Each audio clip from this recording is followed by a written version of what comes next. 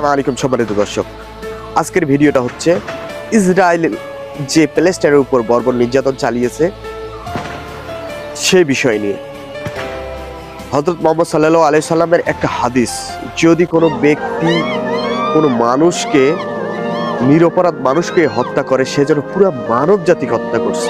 এটা কি শুধু মুসলিমকে হত্যা করা না, পুরো মানব জাতিকে হত্যা করা। এই কথাটা বলার, এই হাদিসটা বলার উদ্দেশ্য হচ্ছে ভারত ওপেনলি ইসরায়েলকে সাপোর্ট করছে, কারণ প্যালেস্টাইনের মানুষ মুসলিম, তাদের হত্যা করো, এটা তারা চাচ্ছে। আর এই জন্যে আমরা বাঙালিরা বাংলাদেশ থেকে তাদের কিভাবে ভালোবাসবো বলেন?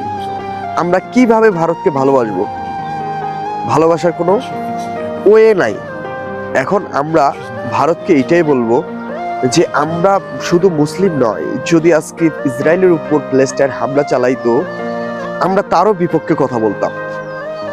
ছোট শিশু তার মাকে খুঁজছে, মা তার সন্তানকে খুঁজছে, কান্দার আহাজারি, গোটা ফ্যামিলি শেষ। মুয়াজ্জিন আজান দিচ্ছে কাঁদতে কাঁদতে। এই দৃশ্য দেখে আমরা যদি মানুষ হই, ধর্ম নিয়ে না, আমরা যদি মানুষ হই, তাহলে কখনো তাদের সাপোর্ট করব না। মানুষ হিসেবে বলি, ভারত তাদের সাপোর্ট করে, এই কারণে আমরা ভারতকে বয়কট করি। ভারতকে আমরা ভালোবাসি। যখন ভালোবাসার মানুষ আঘাত দেয়, সবচেয়ে বেশি কষ্ট হয়।